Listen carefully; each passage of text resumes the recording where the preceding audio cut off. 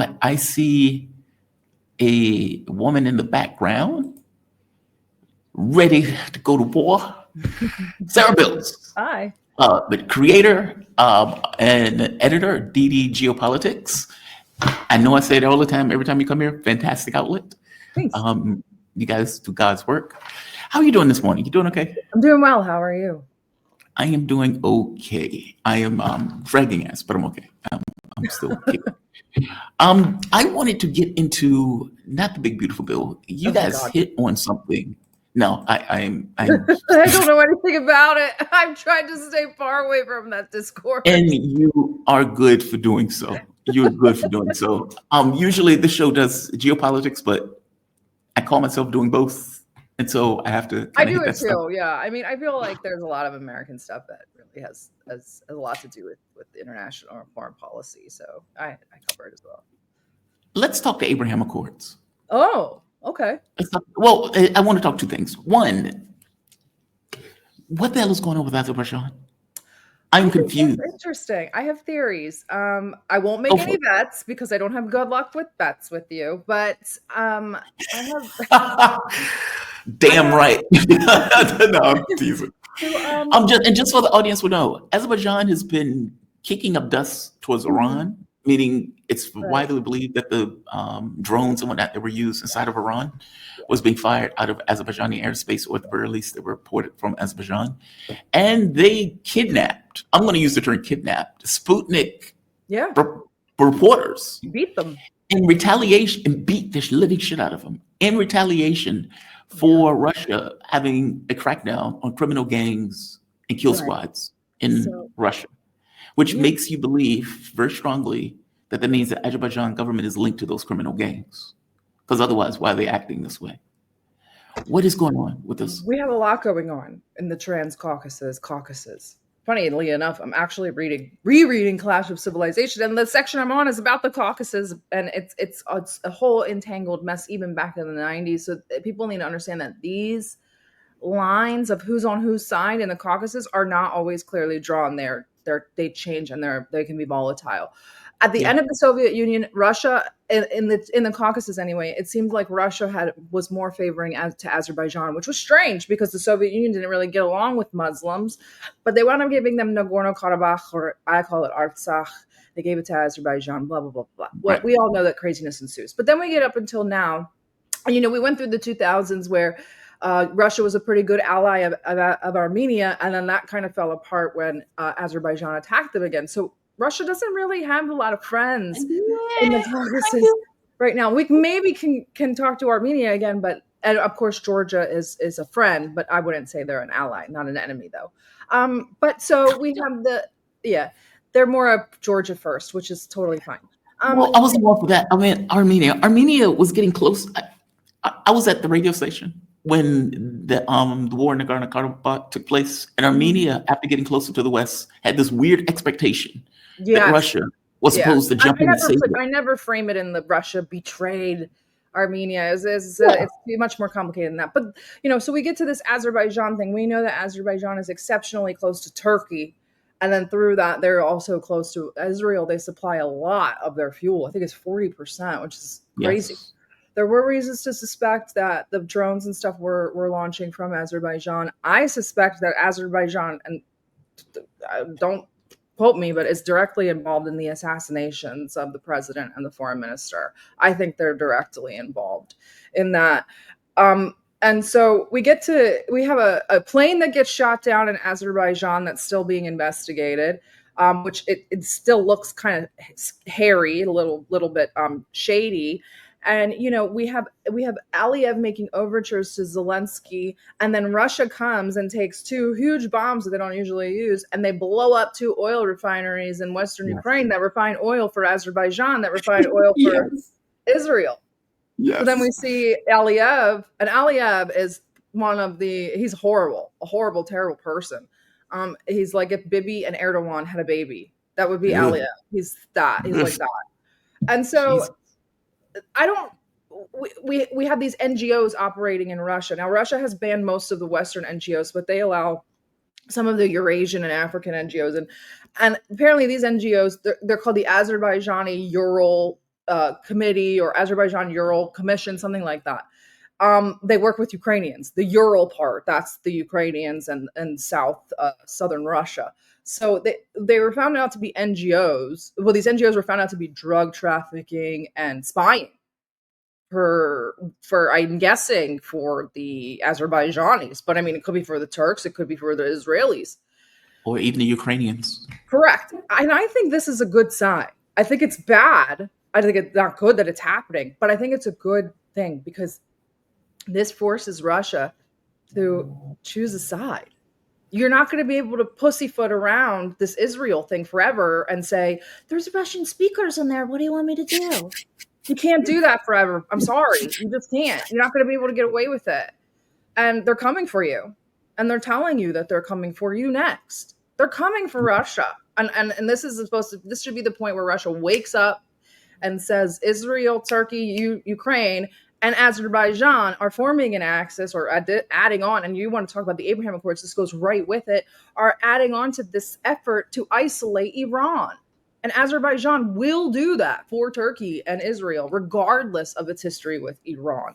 So Yes. it's time for Russia to wake up and pick a side. And it's just, you're not going to be able to pussyfoot around this war much longer.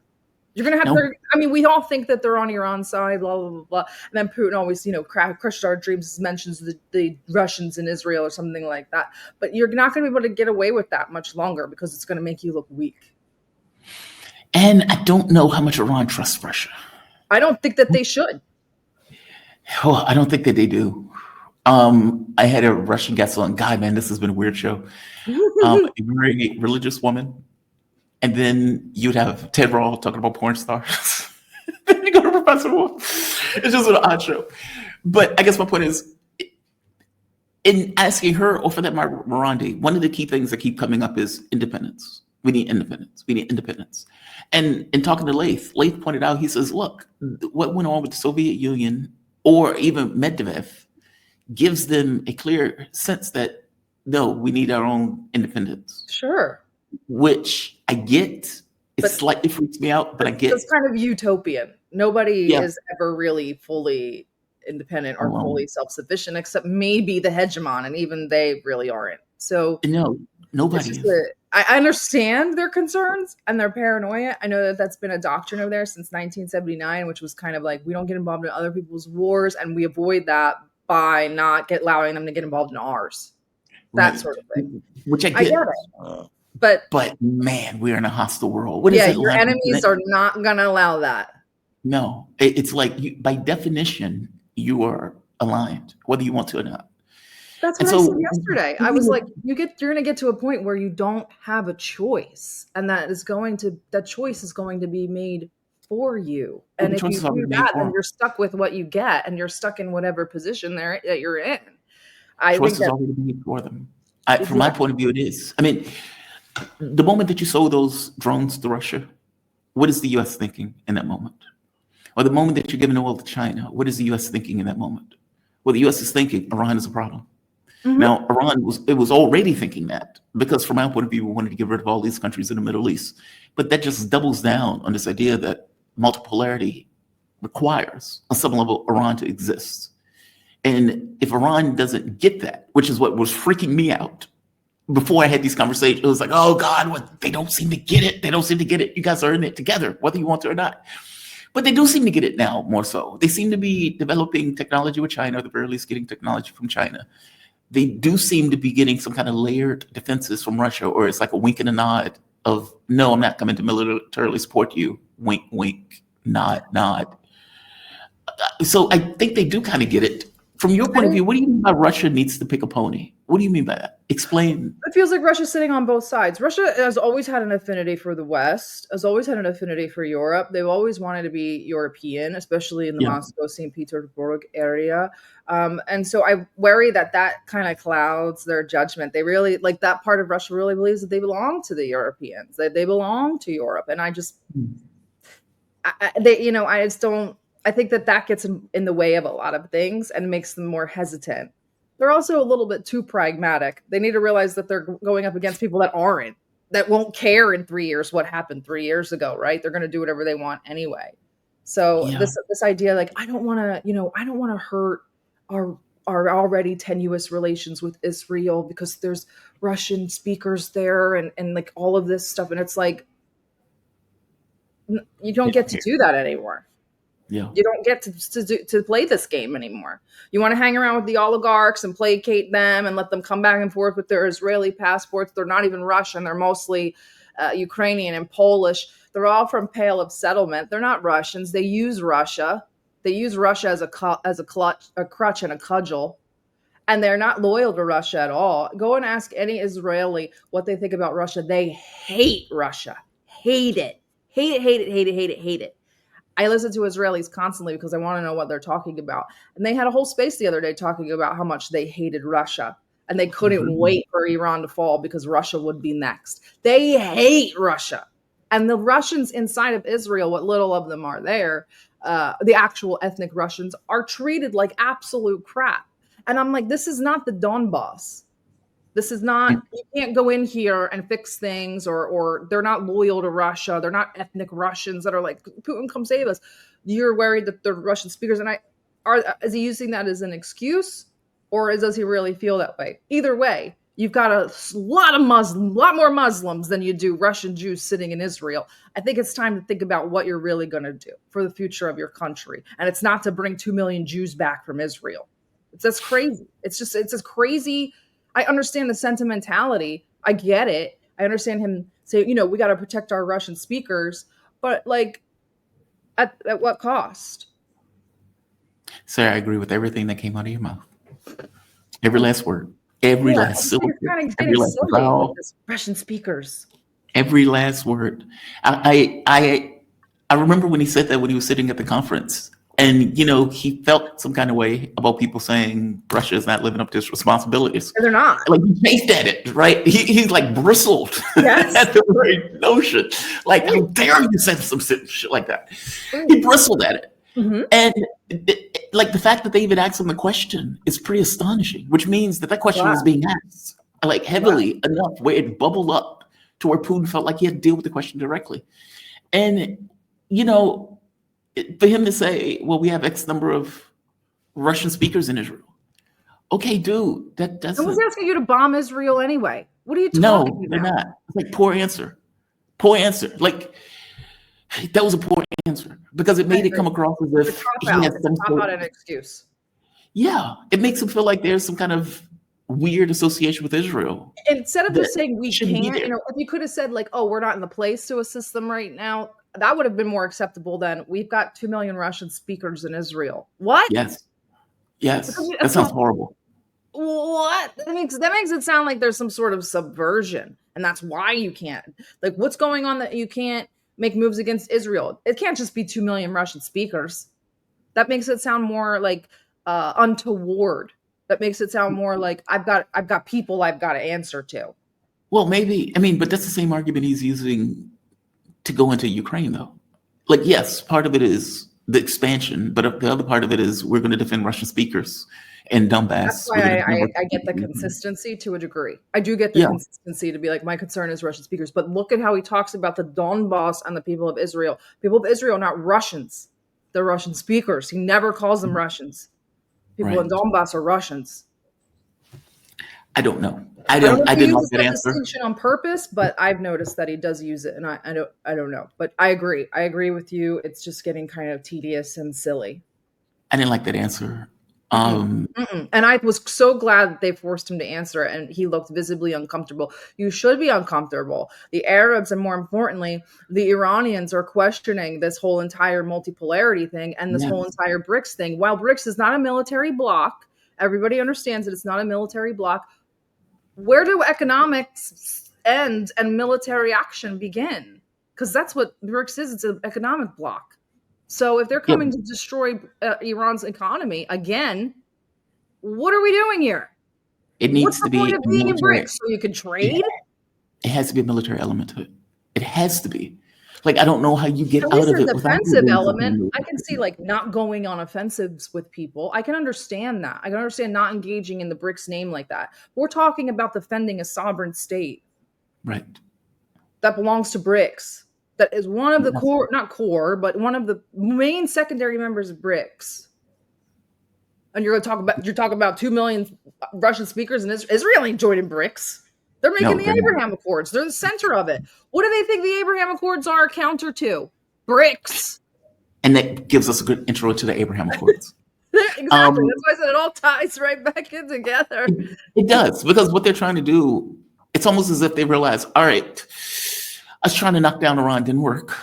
They're stronger than we thought. And we've kicked the hornet's nest. And so the public, the third generations since the revolution, realize what the people in the first generation were talking about the U.S. and the West not being able to be trusted. Like I was telling the woman today, when I see a woman with her hair flailing, a Persian woman with her hair flailing, screaming, "We need nukes! We need nukes!" We're gonna get them nukes. Have you ever met an Iranian woman? You better get her some nukes. Well, no, I'm saying that the woman was screaming for nukes, and 2 years ago she would have been at a protest trying to take down the government. Maybe. And now she's like, "We need to defend this country. We need nukes. We need to defend this country."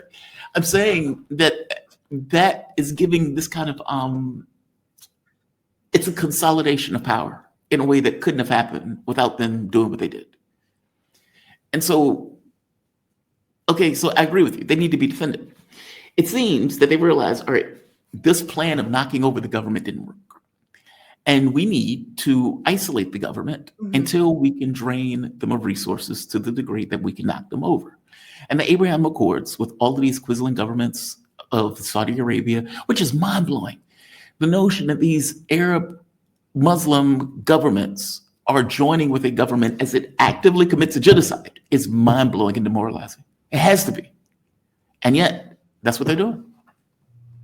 That's what they're doing. It's also been a huge psychological experiment on humanity, but we could talk about that another time. The Abraham Accords are expanding. They are expanding to incorporate Syria. And Lebanon. Eventually Lebanon, but Saudi Arabia as well. They don't know it yet, but they're coming. So I wrote an article earlier this week. Wait, I thought Saudi Arabia was already part of the Abraham Accords. No, they will refuse to normalize with Israel without a Palestinian state. So what the Israelis did was they developed a plan. It's a policy paper called Abraham's Shield. I love policy papers. I think they give you a lot of insight into what people are going to do to you. Just like, I don't know, you can use Path to Persia to look, which was written in 2009, to see what they're doing today to Iran. So I like to read these things. And for the Israelis, theirs are always quite extreme and more so read as a very ideal wish list for them. But you have to remember this is what they're trying to implement. So in the case of Lebanon and Syria, Syria gets to be a buffer zone.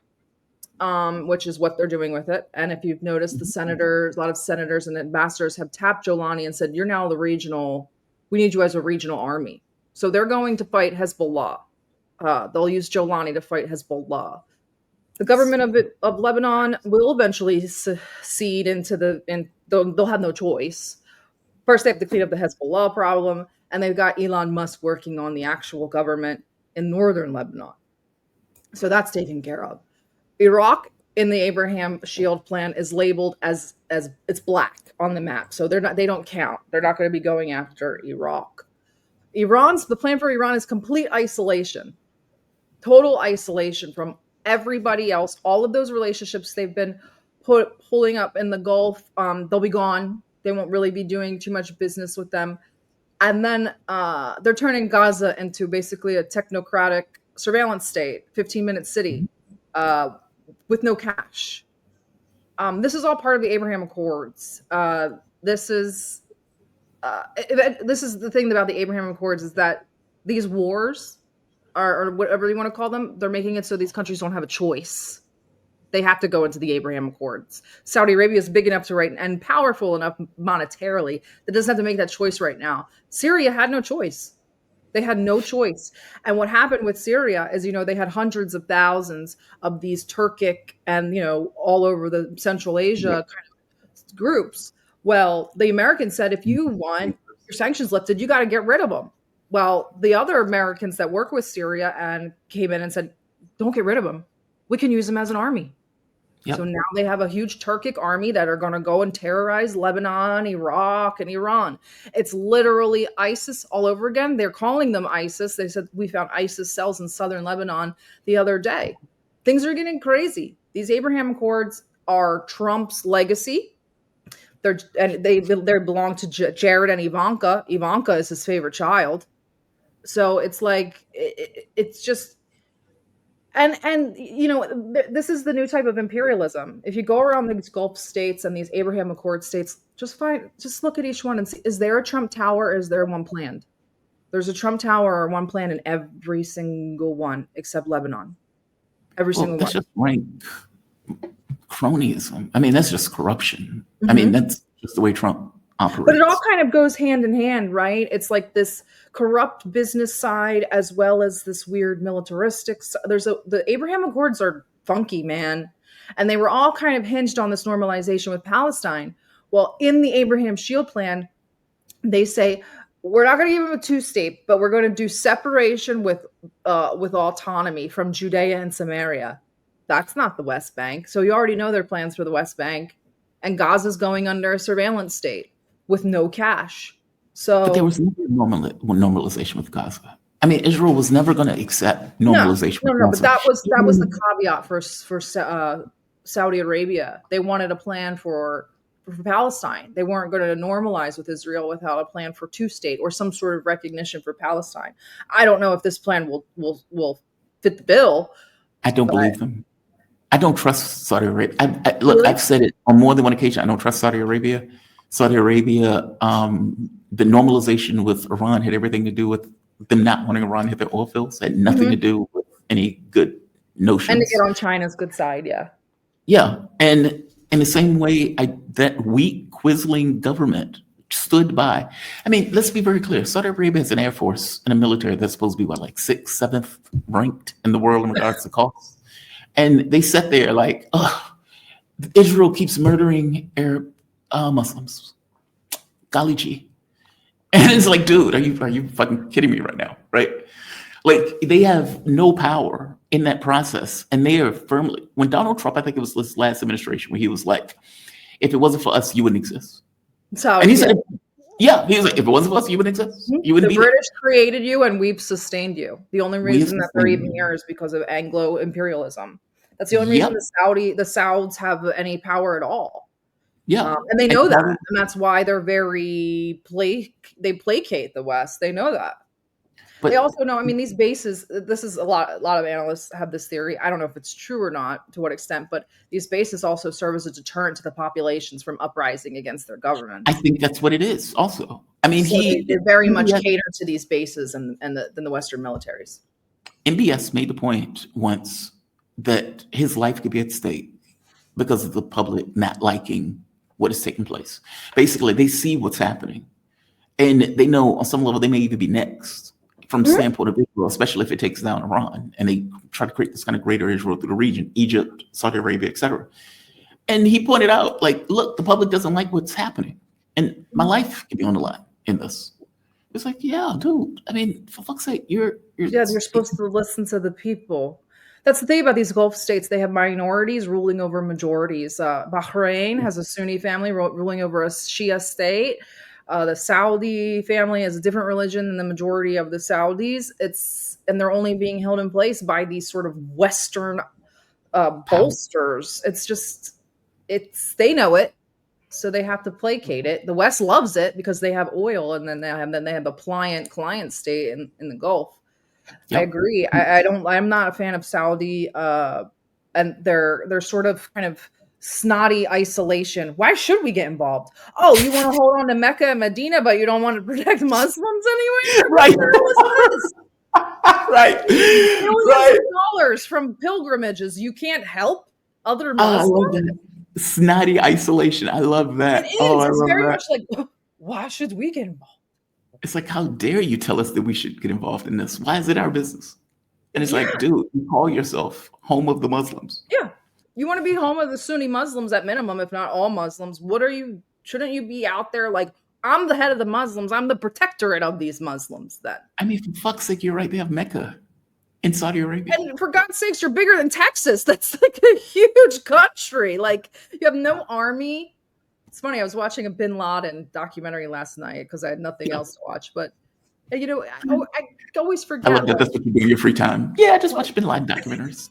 That's what I do. Of course, I only watch documentaries, but I always forget about the Saudi element of that. Is that the Oh, actual reason he was so mad was because Saudi let America open up bases in there. That's right, what started Al Qaeda. right, right. So that's how tenuous that situation can be.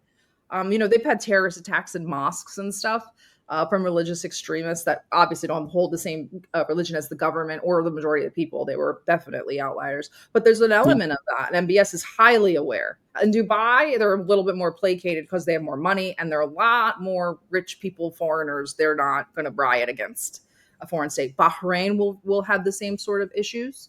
Mhm. Saudi. South Yemen may have some of those issues. Yeah, Qatar I think probably not, and Oman probably not. But Saudi and Bahrain are definitely hairy. They can get it's a tender box in there in those two states. yeah, I think Leith made the point of saying if any war pops off, Iran destroys all of them overnight, and that effectively they collapse, that they I, can't I maintain. would not mind that, and I don't think that it's a bad idea. I just hope that there's support for that move. I think that we're getting to What the comes point where next? Yeah. drastic measures are going to need to be taken, and these pragmatic kind of where defensive only states are not going to be able to sit in this position that much longer. What do you mean? You mean like Iran or Yeah, Russia? you're going to have Or to start going on the offensive because they're always going to have the upper hand if you're always on the defensive. Okay, we have Mossad cells running around in Iran, causing all kinds of havoc. They're using Azerbaijan to spy on Iran and launch drones. They're inside of Russia. What are we doing here? We're not they working are. together to clean this up. What's going on? There's I agree Mossad with all you. over Ukraine, all They over think Ukraine. in their minds, the longer this goes, the more of an advantage they have. I And don't I don't know if agree that's true. anymore. Yeah, I I don't know if agreed that's true. before. I agreed before, and I thought that Russia did the right thing these past 3 years. I don't agree anymore. Now's the time we need to get to going. Gotta get to going. Isn't that what No, comedy used to to say? be fair, they are in Ukraine. That is a muscular action if there is such True. a I don't muscular think that action. they need to take military action, Russia. I think that Okay. they need to take more diplomatic assertiveness and say, like, Iran needs to do what they need to do. We support Iran in those endeavors, and then Oh, leave it at that. I don't think that they but need they to. I said think that. no, they have not. They've said, oh, they need to come with their list of demands, and then we'll think about it. Blah, blah, blah. Like, no, that's not how this works. They're your ally. What are you talking about? Like, and China. I mean, and China made Russia look bad.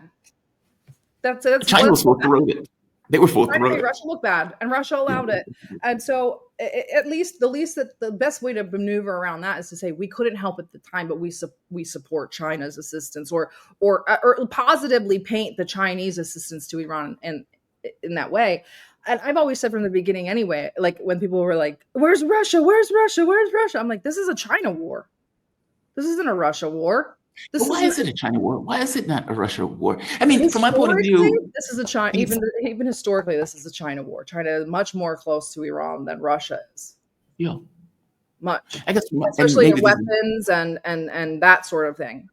mhm. Very much, very much. Well, So, apparently jet fighter. and also, Mhm. and I don't want to be like a jerk, but it's China. You don't get to stand on the wayside forever because they're not going to come straight at you. You're not always going to see them coming. You have to be ready. They're going to come through Iran, Pakistan, and probably from the West as well through Turkestan. I would tell you, every person that I spoke to from China has this very zen Yeah, they do. thought process that I don't have as an American. Okay. Yeah, it's like, yeah, we've been around for 5,000 years. We're Exactly. slow These move. civilization states, Yeah, we're Americans. We're like, do something. And they're like, what? yeah. I care. Every conversation with Carl John, it's that thing. He's like, I play chess, right? I think, like, for me, it's Carl move, Shaw. counter Oh, move, yeah. move, He's like, counter I've move. been doing a podcast for 10 years and I'm only on 500 BC. Not, That's not how Carl John, sorry. patient. KJ, no. KJ, no. Oh, Because that's how KJ be patient very, Carl like, Shaw is. KJ is very calm about it, That's how right? they are. And that's And he's good. like, That's a he's good thing. ish. It's a net That's not positive. the way In I most think. situations, it's a net positive. It's not the way I think. Like, in my mind, it's kind of like, hey, so if they take down Iran, what happens to China? What? Right? Like, Will they come it's like to for me, Southeast it's Asia? What are they going to do? And China has done an amazing job in Southeast Asia building up these alliances and Yes, they have. friendships and business. They have large Japan, Chinese minorities in these states. But what about the Philippines? They're rebuilding the bases. So Laos and Thailand are about to go to war. What's going on? See, that's what I mean, right? It seems like there's a global. These are fronts, and These these things are little taking place. fault lines, right? And then somebody Yeah. might come in and say, "Psst, I'll give you the weapons if you want to do that thing you wanted to do the whole time." I'm just waiting because now they're doing Azerbaijan. We have a fault line in the Balkans. We have fault lines in Cyprus. We have fault lines all over the place. Caucasus, other than Armenia and Azerbaijan. This could get very out of hand very quickly, and that's why I mentioned Thailand and Laos. They're fighting over an ancient temple, which this is a historical fault line war. There's no way around this. So these things I think are going to continue to pop up. Taiwan, especially if Philippines, they negatively impact the BRICS coalition. The Cyprus one is funny to me. They're like, "Oh my God, the Israelis are colonizing us." They really are. They really are. It's funny. They really are. They're buying all of it. Yeah, it's just funny. It's like, "Oh my God, they're going to turn us into Palestinians." It's like, "Oh, dude, okay." They would. They're all Orthodox Christians. The Jews don't care. It's just funny. It's just funny. Sarah, I always appreciate you. I swear to God, I do. You guys, again, do fantastic work. Sarah Bils, DD Geopolitics. I even catch your show sometime on YouTube. I'm sorry, on Twitter. Yeah, it's on Twitter. Because you're 3 hours. My head is around 12 hours difference because the show takes place on ET, so I'm still tethered to ET. You guys are 3 hours behind that, so you're 15 hours behind. Oh So God. under normal circumstances, my time thing's all screwed up. Long story short, every so often I get the catch you guys when you guys are doing your thing on Twitter. So don't always agree, but it's always interesting conversation either way you look at it. A break from Twitter right now. A little crazy over there. MAGA's a little out of control. You were on there yesterday doing a live stream. Yeah, no, that I'm not like active on Twitter. I was streaming from StreamYard. Okay. I'm just saying there was a Twitter, a thing comes up and it says Sarah is in a space and there are a bunch of other people with you in space and it says Sarah is talking right now. Oh, yeah, spaces. Yeah, I haven't been in Twitter. Yeah, but I'm not doing spaces right now. I did one yesterday morning and I'm done right now. There's too much MAGA craziness going on. They're out of control. Sir, you sound like the alcoholic that my uncle once got put in the hospital after drinking. And he says, "Well, I stopped drinking yesterday." Well, last night I got doxxed, so that changes things. MAGA doxxed me last night. They're trying to call the police on me. They're trying to get me arrested. So yeah, things change very quickly. So we're on a little hiatus from Twitter. Really not trying to have my daughter doxxed by crazy MAGA Zionists that are upset because I said a mean thing about Trump. And so it's not worth it. That's fucked up. I think they do that shit sometimes. MAGA. I mean, but I trash Trump all the time, and I trash Zionists all the time. Yeah, you're a man. Yeah, that's what I was about to say. I think I'm a woman who lives alone. That sucks. All good. We get through it. Just take a little. You be break. safe. I will. You have a good weekend. You continue to do good work, and you have a good one. Have a good one, all right? We'll talk soon. And happy 4th, by the way. Happy 4th. Bye, Jamal. Bye-bye. Sarah Bils, she is fantastic. Please do not dox her. She is awesome. DD Geopolitics is fantastic.